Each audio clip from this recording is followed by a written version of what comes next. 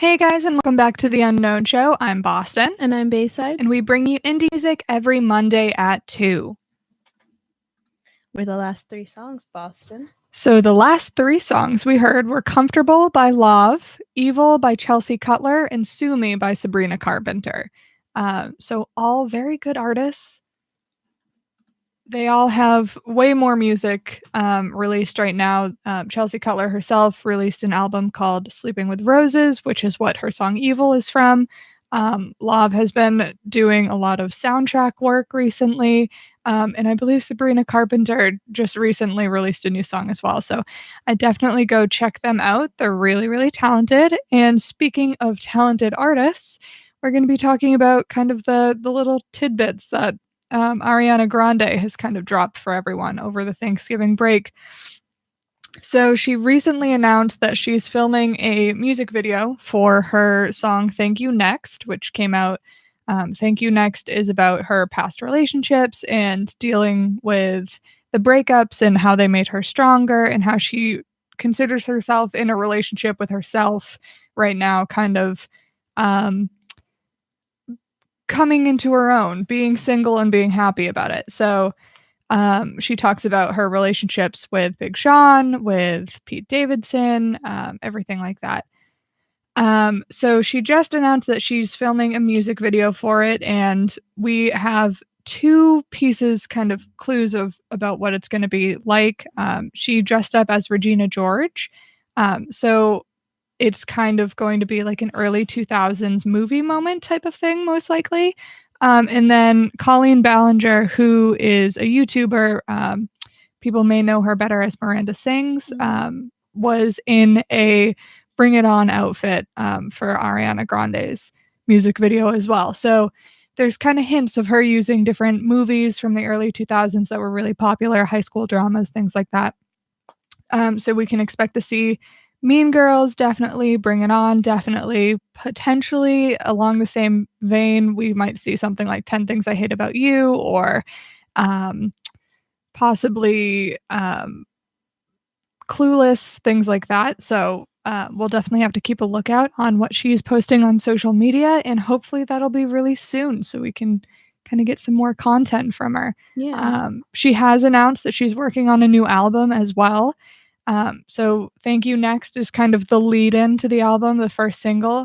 So she'll probably release 1 or 2 more singles before actually dropping the album. She's already planning on going on tour for the last album she just released a few months ago. So having a follow-up album so quickly, it's not exactly unusual, but it's not the norm. So she'll most likely incorporate some songs from her new album. It'll most likely be released while she's on tour, if she's still working on it. So she'll probably sing some of the new songs while she's on tour, but we can expect most likely a follow-up tour afterwards, potentially just a national one rather than a world tour, because she is just coming off the current one. And back to more music news. Speaking of people who have toured in the past, who are no longer around, unfortunately, Bayside saw Bohemian Rhapsody over Thanksgiving break. It was so my parents had seen it and loved it and basically pushed me and my sister to see it the entire break, and we did, and it was awesome. And one of my parents' biggest recommendations was to see it in theaters because there are so many concert scenes, so a nice stadium movie theater really complements that part of the movie.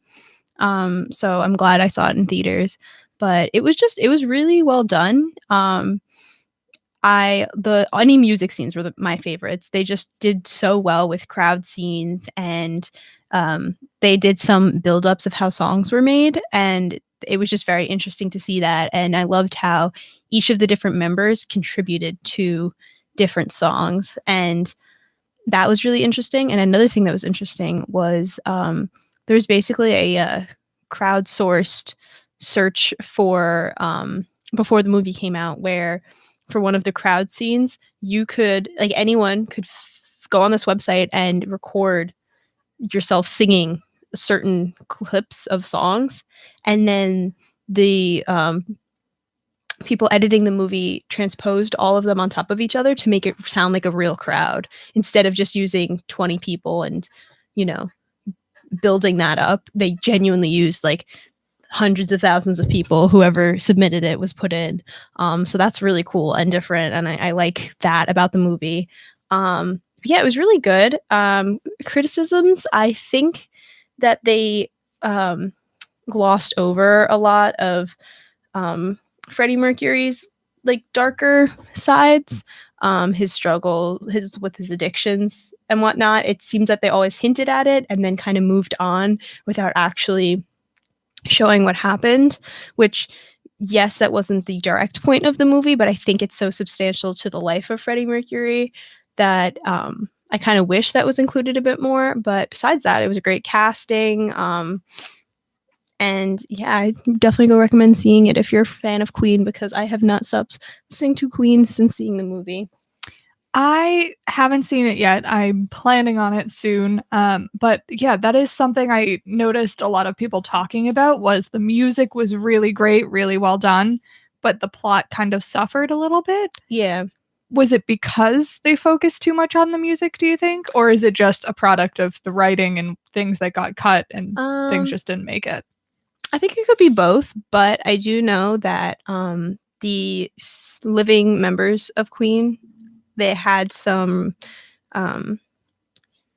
say in what could go into the movie, and they certain things they didn't want to be in the movie. So I think that kind of had tainted how the movie could progress, because there's only so much that the writing and directing could do without while staying true to their promises to the living members of Queen. I'm sure part of it too was wanting to kind of respect his memory too, not kind of airing all his dirty laundry, I'm sure. No, definitely. So, I mean, well, when you're in the spotlight like that as a celebrity, it's kind of hard to escape backlash, or you're kind of under a microscope. So I'm sure there's plenty that all members of Queen were kind of subjected to that they didn't kind of want to relive. So I'm sure that was part of it. Yeah, definitely. It was interesting though. Like, I had no idea that Crazy Little Thing Called Love was a Queen song. Yeah. I thought it was Elvis. And that's just probably the era, the generation that we're in, where there were so many songs in the movie I knew all the words to, didn't even think about it.